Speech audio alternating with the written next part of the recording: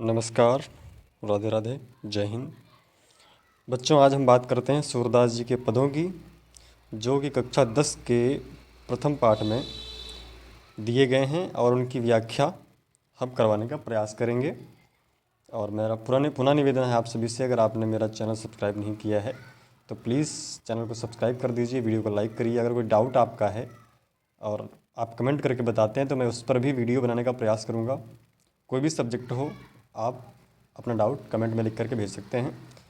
तो आइए हम व्यर्थ का समय बर्बाद न करते हुए सीधे सीधे वीडियो को शुरू करते हैं और पहला पद देखते हैं।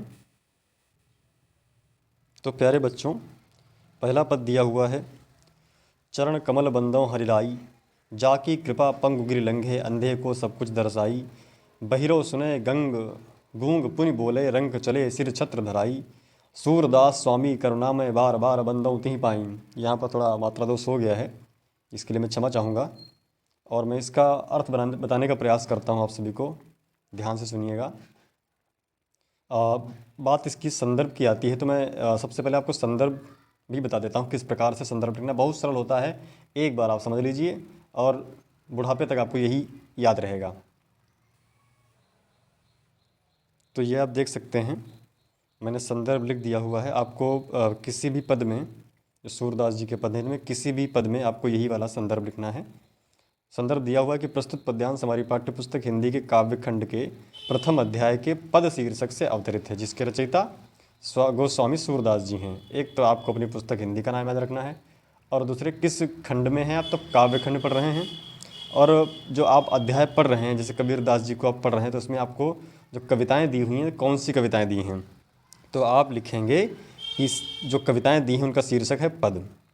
अब चूंकि आप पाठ ही पढ़ रहे हैं तो इसके रचयिता यानी कि कवि कौन होंगे, जिसने ये कविताएं लिखी हुई हैं, तो पद किसने लिखे हैं, गोस्वामी सूरदास जी ने लिखे हैं। आप इसका स्क्रीनशॉट लेके आप हमेशा के लिए इसको सेव कर सकते हैं। अब आगे पढ़ते हैं पद। तो गाइज, पहला पद दिया हुआ यहाँ पे, चरण कमल बंदों हरिलाई। सूरदास जी कहते हैं कि हे प्रभु, मैं आपके चरण कमल रूपी चरणों की वंदना करता हूँ। हे प्रभु, मैं आपके कमल रूपी चरणों की वंदना करता हूँ। जाकी कृपा पंग गिर लंघे, अंधे को सब कुछ दर्शाई।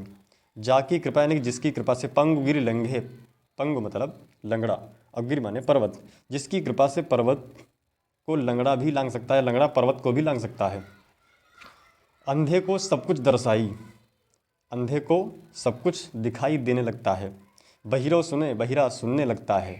गूंग पुनि बोले, यहाँ पर बढ़ाव की मात्रा लगाएंगे, गूंग पुनि बोले यानी गूंगा बोलने लगता है। रंग को चले सिर छत्र धराई, जो रंग होता है, जो गरीब होता है, जिसके पास कुछ नहीं होता, वो भी इतना कुछ पा जाता है कि वो राजा की तरह हो जाता है। रंग चले सिर छत्र धराई यानी कि रंग भी अपने सिर पर राजा का मुकुट रख के चलने लग जाता है। सूरदास स्वामी करुणा में, बार बार बंदों तिहि पाई। सूरदास स्वामी करुणा में यानी कि हे सूरदास जी के करुणा में स्वामी, बार बार बंदों तिहि पाई, मैं बार बार आपके चरणों की वंदना करता हूँ। अगला देखते हैं। अब बात करते हैं दूसरे पद की। तो अविगत गति कछु कहत न आवे, ज्यों गूंगो मीठे फल को रस अंतर्गत ही भावे। परम स्वाद सबही सुनिरंतर, अमित तो सुख जावे। मन बानी को अगम अगोचर, सो जाने जो पावे। रूप रेख गुण जाति जुगुत बिन निरालंब कित धावे। और सब विधि अगम विचार हिताते, सूर सगुन पद गावे। सूरदास जी इसका लिखते हुए, इसका आशय बताते हुए कहते हैं कि अविगत गति कछु कहत ना आवे, यानी कि जो ये निर्गुण ब्रह्म होता है, इसकी गति को कहते नहीं बनता है। दो प्रकार के पूज्य होते हैं, एक तो दो प्रकार के ब्रह्म कह सकते हैं, एक तो निर्गुण ब्रह्म और एक सगुण ब्रह्म। सगुण ब्रह्म वो होता है जिसको हम देख सकते हैं, जिसकी लीलाओं का दर्शन कर सकते हैं, जिसको हम सुन सकते हैं, जिसको हम महसूस कर सकते हैं। हमारे यहाँ जो मूर्तियाँ होती हैं, शंकर जी हों, विष्णु जी हों, कृष्ण जी हों, राम जी हों, आदि आदि, तो इन सबको हम देख सकते हैं, महसूस कर सकते हैं। परंतु जो ब्रह्म होता है वो पूरे वायुमंडल में, पूरे ब्रह्मांड में वायु की तरह से विद्यमान है, परंतु हम उसको सिर्फ और सिर्फ महसूस कर सकते हैं, देख नहीं सकते। जिस प्रकार से वायु को हम महसूस कर सकते हैं, देख नहीं सकते हैं, ठीक इसी प्रकार से हम ब्रह्म को महसूस कर सकते हैं। परंतु सूरदास जी कहते हैं कि अविगत गति कछु कहत ना आवे, निर्गुण ब्रह्म की गति कहते नहीं बनती है। ज्यों गूंगो मीठे फल को रस अंतर्गत ही भावे। निर्गुण ब्रह्म का आनंद क्या है? जैसे गूंगा मीठे फल का रस अपने अंदर ही अंदर जानता है, परम स्वाद समही सबही सुनिरंतर अमित तोष उपजावे। यानी कि इसका आनंद जो है, एक गूंगा जो होता है, जो बोल नहीं सकता है, अगर उसको कोई फल खिला दिया जाए तो उसका आनंद वो अंदर ही अंदर महसूस कर सकता है, मगर बता नहीं सकता है। अंतर्गति भाव है, उसको अंदर ही अंदर प्रसन्नता होती है। तो परम स्वाद सबही सु निरंतर अमित तो उपजावे, यह परम स्वाद है और निरंतर बढ़ता रहता है। सबही सु निरंतर, यह परम स्वाद है, निरंतर बढ़ता रहता है। अमित तोष उपजावे, और संतोष भी उत्पन्न करता है। जो आनंद होता है ये संतोष भी उत्पन्न करता है आनंद के साथ में। मन वाणी को अगम अगोचर सो जाने जो पावे। मन और वाणी, मन मतलब हमारे मन से, वाणी मतलब हमारी बोली से। ये जो ब्रह्म है अगम है, अगोचर है। अगम मतलब जहाँ तक जाया न जा सके, अगोचर मतलब जिसको देखा न जा सके। यानी कि ना ही मन और वाणी के द्वारा इस तक जाया जा सकता है और ना ही इसको देखा जा सकता है। सो जाने जो पावे, उसको वही जानता है जो कि उसको पा जाता है। तो रूप रेख गुणशील, रूप रेख गुण जात जुगत बिन निरालंब कित धावे। यानी कि ना ही इसका कोई रूप है, ना ही इसकी कोई रेखा है, ना ही इसका कोई गुण है, ना ही इसकी कोई जाति है, ना ही इसकी कोई युक्ति है। जुगाड़, जुगति माने जुगाड़, ना ही इसका कोई जुगाड़ है यानी कि युक्ति है। बिन, इसके बिना है। निरालंब कित धावे, अब व्यक्ति तो निरालंब होता है, उसका कोई सहारे नहीं होता है, तो किधर जाए। यानी कि हम जैसे किसी का हमें पता है तो हम उसको ढूंढ सकते हैं, लेकिन हमको पता ही नहीं कि वो कहाँ रहता है, तो हम कैसे ढूंढ सकते हैं। तो वो निरालंब हो जाता है और ढूंढ नहीं पाता है। अतः सूरदास जी कहते हैं कि सब विधि अगम विचार हिताते सूर सगुन पद गावें। यानी कि सब विधि से विचार करके, ये अगम है ऐसा विचार करके सूरदास जी ने यही निर्णय लिया कि वो सगुण ब्रह्म के ही पद को गाएंगे। तो ये आपका ये अर्थ हो गया। अगला देखते हैं। प्यारे बच्चों, बहुत प्यारा सा पद है, मुझे बहुत अच्छा लगता है। किरकत कान घुटुरुनि आवत मणिमय कनक नंद के यांगन बिंब पकड़िबे धावत कबो निरक हरि आप चाँ को करसों पकड़न चाहत। किलक हंसत राजत द्वय दतियाँ पुनिपुन तिह अवगाहत कनक भूमि पर कगपर छाया कर पग छाया या उपमा एक राजत करि करि प्रतिपद प्रतिमन स्पसुधा कमल बैठकी साजति बाल दशा सुख निरख जसोदा पुनि पुनि नंद बुलावती अचरा तरलय ढांग सूर कय प्रभु को दूध पियावती।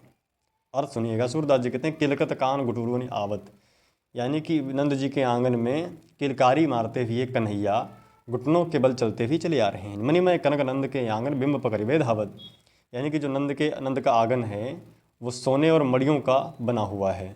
तो उसमें जब श्री कृष्ण को अपना चित्र दिखाई देता है, अपनी छाँ दिखाई देती है ना, अपना प्रतिबिंब दिखाई देता है, तो उसको पकड़ने के लिए दौड़ते हैं। तो कबहु निरखि हरि आप छाँ को करसों पकड़न चाहत, और कभी कभी तो खड़े हो जाते हैं तो उनकी छाया जब जमीन पर पड़ती है तो अपनी छाया को ही पकड़ने के लिए दौड़ते हैं। किला की हंसत राजत द्वय दतियाँ पुन पुन तिह अवगाहत, किला की हंसत जब किलकारी मार के हंसते हैं, राजत द्वय दतियाँ, उनकी दो दांत उस समय हैं इनके मुख में हैं। तो जब हंसते हैं तो इनके मुख में दो दांत बड़ी शोभा पाते हैं। पुन पुन तिह अवगाहत, और ऐसा वो बार बार करते हैं। कनक भूमि पर कर पग छाया, यह उपमा एक राजत। कनक भूमि पर कर पग छाया, यानी कि सोने की भूमि है, उस पर कर और पग यानी कि हाथ और पैर की छाया पड़ती है। और यह उपमा एक राजत, यह तो एक अप्रतिम उपमा हो जाती है। करि करि प्रतिपद प्रतिमन वसुधा कमल बैठकी साजत। करि करि प्रतिपद, यानी कि जो वसुधा है, जो पृथ्वी है, वो उनके प्रत्येक पद पर जहाँ जहाँ भगवान कदम रखते हैं, कमल बैठकी साजत, उनके बैठने के लिए कमल बिछा देती हैं। बाल दशा सुख निरखि जसोदा पुनि पुनि नंद बुलावत, यानी कि अपने लाला, अपने कन्हैया की इस बाल दशा के सुख को देख करके यशोदा मैया जो हैं बार बार नंद को बुलाती हैं। और उसके बाद में अचरा तरलय ढांग सूर के प्रभु को दूध पियावत, यानी कि मैया जो हैं जब ये देखती हैं तो उनको गोद में उठा लेती हैं कन्हैया को, आंचल के नीचे उनको ढक करके और दूध पिलाती हैं। ये आपका तीसरे पद का अर्थ हो गया। आगे चौथा पद देखते हैं। अब देखिए यहाँ पर लिखा हुआ है कि मैं अपनी सब गाय चरई हूँ। यहाँ पर कन्हैया जी थोड़ा बड़े हो गए हैं और क्या कह रहे हैं जब सुनिएगा कि मैं अपनी सब गाय चरई हूँ, रात होत बल के संग जई हूँ, तेरे कहे न रही हूँ, ग्वाल बाल गायन के भीतर नय कहूँ डर नहीं लागत, आज न सोमो नंद दुहाई रहने रहूँगो जागत। और ग्वाल सब गाय चरही हैं, मैं घर बैठो रही हूँ। सूर श्याम तुम सोई रहो, अब प्रात जान मैं दे हूँ। तो मैया से कन्हैया कहते हैं कि हे मैया, मैं अपनी सब गाय चरी हूँ, मैं अपनी सारी गायों को चराऊँगा। प्रात होत बल के संग जई हूँ, तेरे कहे न रही हूँ। यानी कि प्रात होते यानी कि सवेरा जैसे ही होगा, मैं बल यानी कि अपने बड़े भैया बलदाऊ के साथ में जाऊँगा, तुम्हारे कहे से घर में नहीं रहूँगा। ग्वाल बाल गायन के भीतर नहीं कहूँ डर नहीं लागत। यानी कि मुझको ग्वाल बालों और गैयों के भीतर थोड़ा सा भी डर नहीं कहूँ लागत है ना, नहीं लगता है। नहीं का मतलब थोड़ा सा भी डर नहीं लगता है। आज न सोऊं नंद दुहाई रहने रहूँगो जागत। यानी कि कन्हैया कहते हैं मैया से कि आज मैं सोऊंगा नहीं, और ऐसे वैसे नहीं, नंद दुहाई, मैं नंद बाबा की कसम खा के कहता हूँ कि मैं आज सोऊंगा नहीं, पूरी रात जागूंगा। और ग्वाल सब गाय चरई हैं, मैं घर बैठो रही हूँ। यानी कि और जा सारे जो ग्वाल हैं, मेरे सखा हैं, वो सब गाय चराएंगे और मैं घर में बैठा बैठा रहूँगा, बेरोजगार बना हुआ। सूर श्याम तुम सोई रहो, प्रात दिन में जई हूँ। सूरदास जी कहते हैं कि मैया कन्हैया को समझाते हुए कहती हैं कि तुम सोए रहो अब। हे कन्हैया, इस समय तुम अभी सो जाओ, प्रात जान मैं दे हूँ, मैं तुमको सुबह जरूर जाने दूंगी। तो ये आपके चौथे पद का अर्थ हो गया, व्याख्या हो गई। इसके बाद में आप पांचवा पद पढ़िए। तो ये पद देखिए, लिखा हुआ है कि हाँ मैया हाँ न चरही हूँ गाय। अब पिछले वाले पद में कह रहे थे, यानी कि बहुत अच्छे अच्छे पद देखिए कक्षा 10 के कोर्स में दिए हुए हैं, आप आनंद भी ले सकते हैं, और कोर्स तो आपका कंप्लीट ही हो रहा है। तो देखिए लिखा हुआ कि मैया हाँ न चरही हूँ गाय। इसके पहले वाले पद में कन्हैया जी क्या कह रहे थे मैया से कि मैया मुझको गाय चरानी है, चरानी मतलब चरानी है। अभी क्या कह रहे हैं, शिकायत कर रहे हैं अपनी मैया से कि मैया अब मैं गाय नहीं चरा पाऊँगा। क्यों नहीं चरा पाऊँगा, देखते हैं इस पद में। लिखा हुआ है कि मैया होन चरई हूँ गाय, सिगरे ग्वाल घिरावत मोसो मेरे पाए पिराएं। जौन पत्याह पूछ बलदाउई, आपन सौह दिवाए। यह सुनि माई जसोदा ग्वालिन गारी देत रिसाए। मैं पठवती अपने लरिका को आवे मन बहराए, सूर श्याम मेरो अति बालक मारत ताहि रिंगाए। इसकी व्याख्या करते हैं, अर्थ निकालते हैं इसका। तो पहली पंक्ति देखिए लिखी हुई है कि मैया होन चरई हूँ गाय। देखिए जो ब्रज भाषा होती है उसमें जो औ लगता है उसका मतलब अपने लिए कहना होता है। तो मैया हाँ न चरई होगा, यानी कि मैया मैं अब गाय नहीं चराऊँगा। सिगरी ग्वाल घिरावत मोसो मेरे पाए बिराएं, यानी कि सारे ग्वाल तो मुझसे बड़े बड़े हैं, मुझको भेज देते हैं कि गाय को मतलब वापस कर लाओ, गाय को हाँक के ले आओ। तो अपना तो बैठे रहते हैं और मुझे भेज देते हैं कि जाओ गैयाओं को गिरा के ले आओ। तो ऐसा करने में मेरे तो पैर दुखने लगते हैं मैया। तो जौन पत्याहि पूछ बलदाऊँ, अगर तुझको पत्याहि माने विश्वास नहीं हो, जौन पत्याहि यानी कि अगर तुझको विश्वास नहीं है तो पूछ बलदाऊ ही, बलदाऊआ यानी कि बलदाऊ से पूछ ले, बड़े भैया से पूछ ले। आपने सौंह दिवाए, अपनी कसम दिवा के पूछ ले तब तो बता ही देंगे ना। तो जौन पत्याहि पूछ बलदाऊ ही आपन सौंह दिवाए, यानी कि अगर तुझको मेरे ऊपर भरोसा नहीं है तो बलदाऊ से पूछ ले, अपनी कसम दिलवा के पूछ ले, तब तो बता ही देंगे। तो यह सुनी माई जसोदा ग्वालिन गारी देत रिसाए। तो मैया जसोदा ने जैसे ही यह सुना तो ग्वालिन गारी देत रिसाए, यानी कि तो मैया जो ग्वालियाँ हैं उनको गालियाँ देने लग गईं। तो मैं पठवती अपने लड़का को आवे मन बहराए, यानी कि मैं तो अपने बच्चे को इसलिए वहाँ भेजती हूँ ताकि अपने मन को बहला सके। तो सूर श्याम मेरो अति बालक मारत ताहि रिंगाए।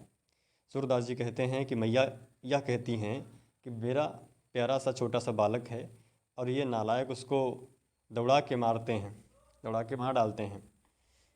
तो ये आपके 5 पद मैंने आज पढ़ा दिए हैं, और इसी वीडियो के दूसरे खंड में मैं आपको जो बचे हुए पद हैं वो भी बता दूंगा। तो आप वीडियो को पूरा देख चुके हैं, इसके लिए बहुत बहुत धन्यवाद। और अच्छा लगा है, समझ में आया है तो आप प्लीज़ यदि नए हैं चैनल पर तो सब्सक्राइब करें, लाइक करें, कमेंट करें और अपने दोस्तों में शेयर करें ताकि सबका भला हो सके, है ना। बहुत बहुत धन्यवाद, नमस्कार।